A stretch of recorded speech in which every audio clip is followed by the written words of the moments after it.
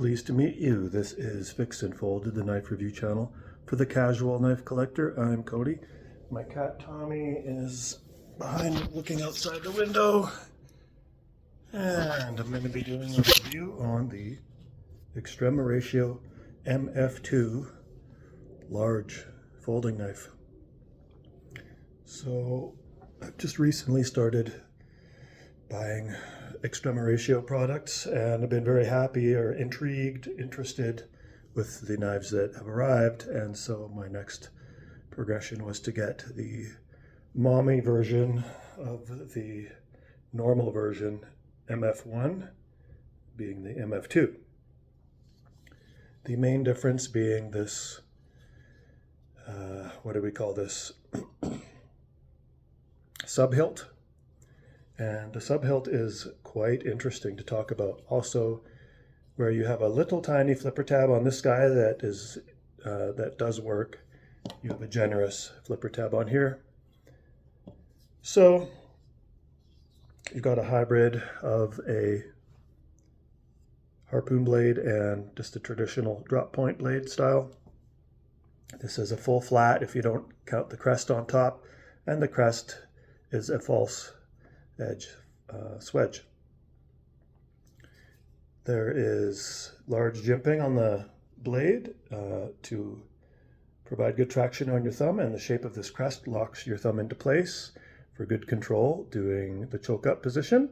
There's an unsharpened area here that is safe to put your finger on, and choking up is easy to do on here. The main saber position or hammer position is very secure because of this subhilt. I have had a couple fixed blades that have had subhilts. They were stabbing weapons, Cold Steel OSS, and the expensive version, the Cold Steel Black Bear Classic.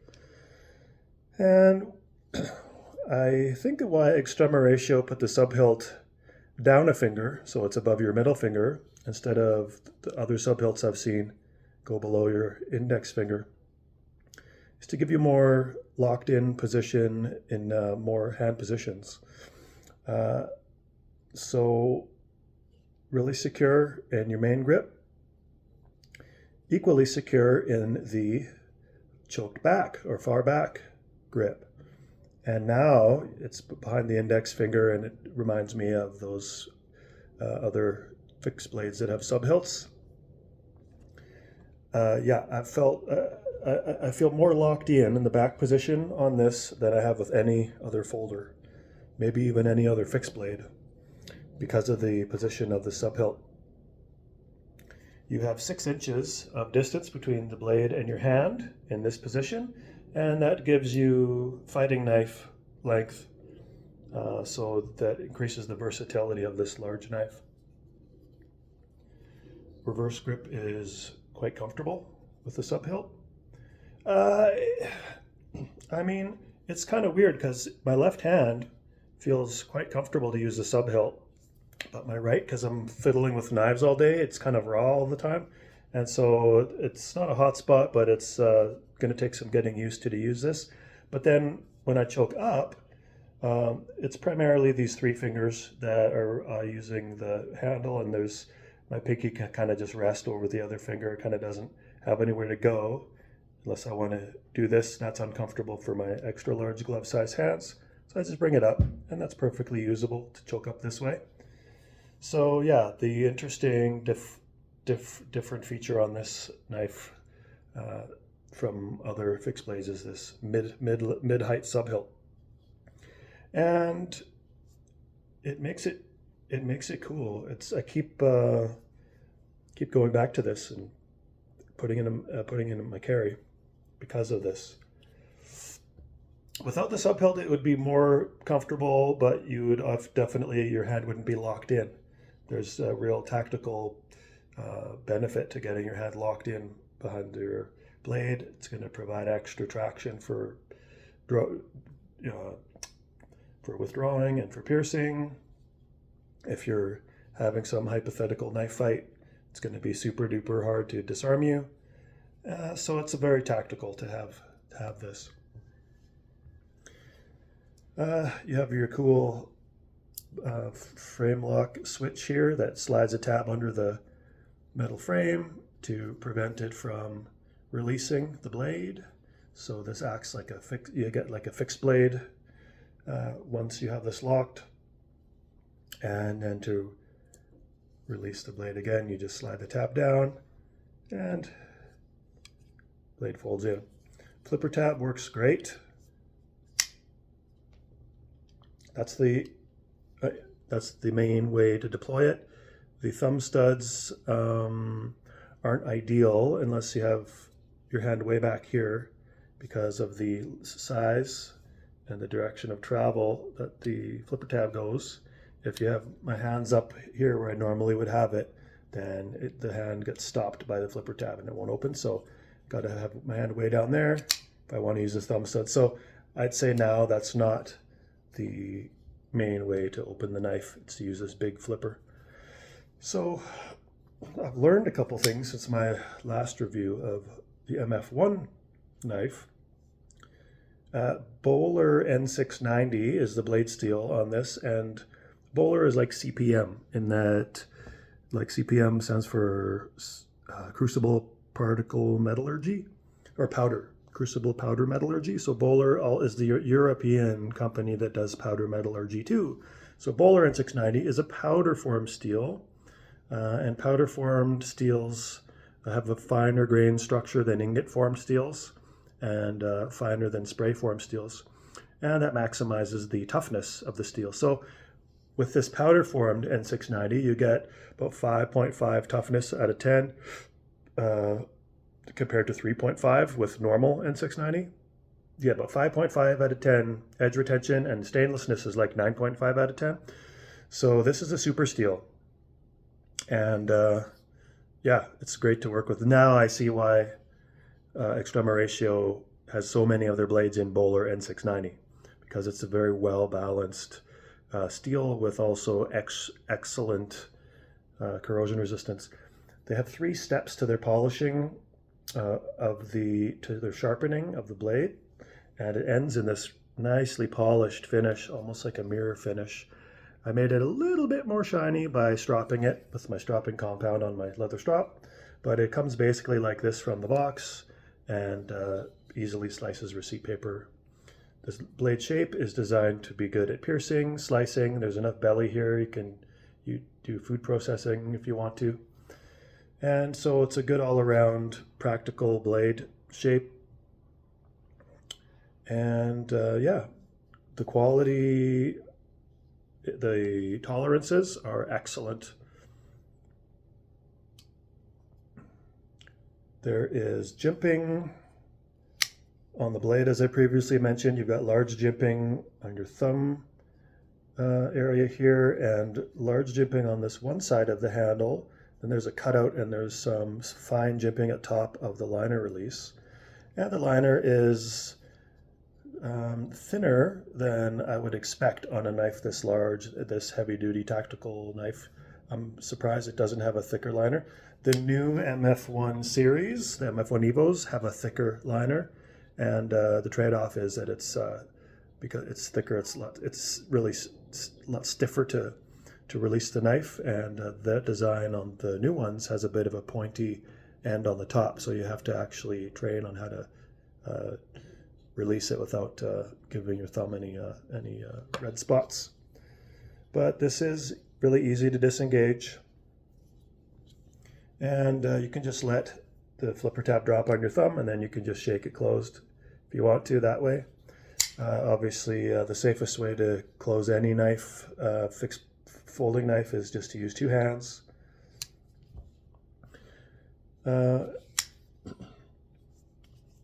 Reverse grip is very comfortable. You've got large jimping for the thumb area here for reverse grip.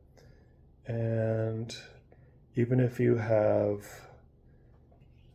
I'd say if you have extra large hands, wearing gloves is about as big as you want to go to wield this knife. I've heard people that have medium to large hands find this handle very comfortable also. And I have extra large hands, and the handle feels good. So the pivot adjust is a flathead screwdriver, and what I've learned with this model, it's neat. It has little tension points that it ratchets into, like it clicks into, and when I got it from the box, it was off center and extremely stiff. And so as I was loosening this up, one click at a time, the blade would be moving over and till I got it perfectly centered. And I discovered that the secondary pivot screw is not to do micro adjusts on the tension of the flipper, but it's actually to lock the pivot in place. So once you have the blade centered, which I got it centered, then you use a secondary flathead screw and lock it in place, and now this won't move. So you still get really nice, really light detent for flipper action, but the pivot isn't going to loosen on you. So that's really clever. It's a nice feature to have. Yeah, I mean, one of my main problems with this design is that while the tension, see, it's not going to drop, it's not going to free swing on you. It's there's got some friction with the, I think it's phosphor bronze washers. But the problem is there's like no initial detent to close it. You can see it just kind of closes. And that creates an unsafe potential for pocket carry. If you're moving around and you nudge this flipper just a little bit, it's really easy to open the knife a bit. So it would be tip up carry. So if you're putting it down and it touches your leg or something, it's really easy to overcome the light detent and open a bit in your pocket. That's obviously, when you reach down and grab it, cut your finger, that's obviously a safety issue. That actually happened to me. I just put it into one of my pockets, and it opened up ever so slightly, and I went down and poked my thumb on it, so not good. Other issue, I kind of wish that MF2 came with a no subhilt option, although Extrema Ratio does make an even larger knife. It's like an SF2 or something that looks like this and has no subhilt. So if you want a big knife from Extrema Ratio that has these sort of performance characteristics, but without the subhilt, you can get one. Because for EDC, this is really not necessary. But if you're military and you think you might be, really the implementation of design for this subhilt is if you're in a climate that's really wet and slippery, if you get really wet and slippery hands or wet and slippery gloves, this is going to lock your hand into place, give you an extremely secure grip. So that's the purpose of this. It's if you're worried about having it, slipping off your knife, then this is actually an excellent addition to the handle. I'll see how much this weighs. I'll tell you the measurements. This is 10.4 inches long, including the end of the glass breaker. And you have a total blade length of 4.25 inches with a cutting edge of just over 4 inches and a usable handle space from here to the back of 5 inches. Overall length 10.4 inches, so it's a big, long knife. Thick blade stock, pretty stout handle. The handle to blade thickness ratio is nice. You can see there's a big open area inside for free flow construction to have debris not get bunged up inside your knife there. You do have this glass breaker that doesn't really bother me for pocket carry and is usable. I don't mind these wraparound clips. A lot of knife reviewers do mind them, but they're kind of wonky because they wear loose jam board shorts with soft, flexible fabric and then put this giant tactical knife in their board shorts, and then they say that the shorts ride up into the top of the seam and gets caught in their fabric, but This is not designed to be worn with floppy fabric with casual shorts. This is designed to be worn with military style pants or put into a vest pouch. So for its intended design, pocket clip, perfectly fine with me.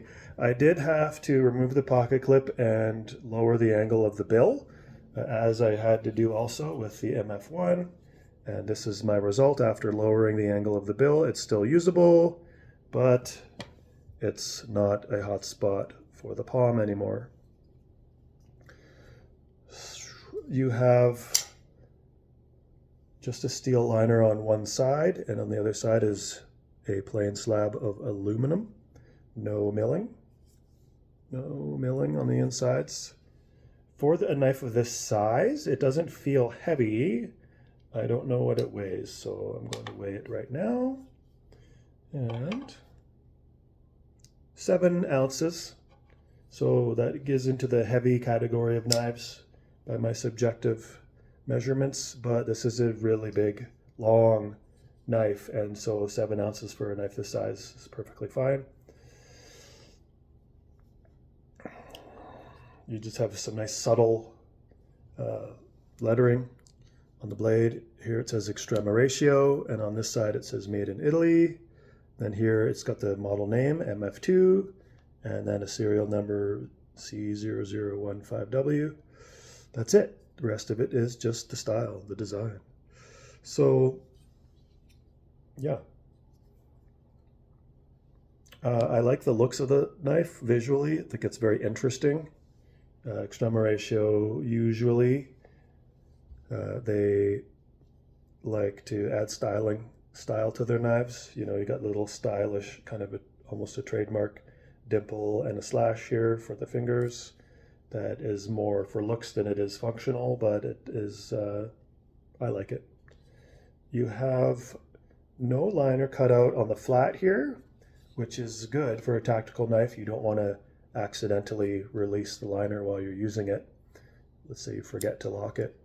But you do have a cutout high up here, and then you can just access it quite easily. And there's no sharp spots. There's also no pinching points here at the top of the blade. This one, as I mentioned before, if you're trying to use the thumb studs and you have your hand relatively high up the handle like I often do, it won't pinch your finger, but it will block the blade from opening. So that is a design issue. You know, why have thumb studs if you're kind of not really designed to use it? Just get rid of them and just have a flipper, or lower. I guess not lowering the thumb studs, because then you're going to get the thumb studs into the cutting path. It's really actually nice. These are pretty much half out of the way of the cutting path. So you've got all this blade area to cut with without having to worry about the thumb stud. So actually I like them that they're placed back in that way.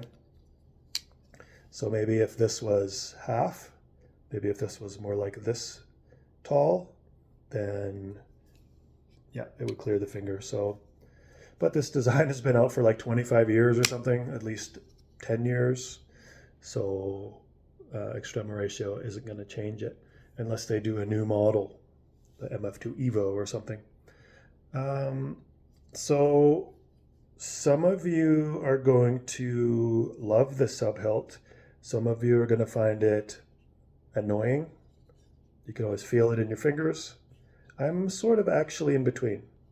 I find it compelling and interesting enough that I keep wanting to hold it. I find it interesting, engaging, and I do see the purpose behind the placement of it in a serious, professional, tactical, military kind of way. This is going to lock your hand in. But for a casual, you only use this, you know, in your car after the mall to open a box of shoes or something.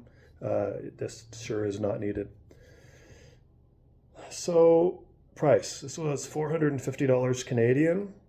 It's a lot of money.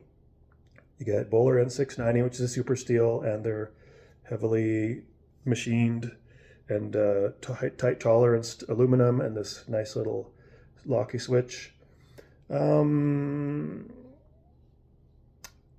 think this, if I loved this knife, I would say the price is okay. but here's the main reason I don't love this knife. Two reasons. One is about putting it in the pocket, it opens up a little bit. The other one is that same detent being so light, you can just fling this open. This is going to be a gravity flick. I just used the frame and swung it open. So you can see that. It just opens. That's not safe. So there should be some sort of, if not a locking mechanism, if this, I'd be okay with that if this could lock in the closed and open position. That would eliminate the accidental deployment on both the gravity, or that's not gravity, it's inertia, the inertial open and also the giant flipper opening. But Extrema Ratio does not have that feature. This only locks when the blade has been deployed. Will not lock when the blade is down. And so that's a big design flaw for me for how I carry it. Quick size comparison.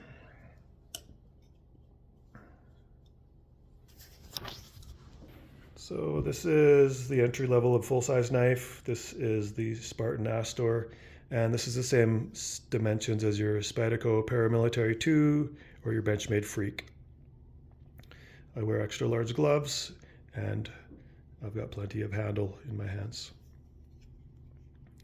Going up a size for length is the original Extrema Ratio MF1 that I like a lot.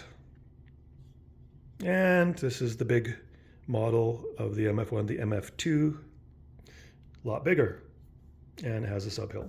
Otherwise, they're pretty much the same. So you get an idea of how big this knife is.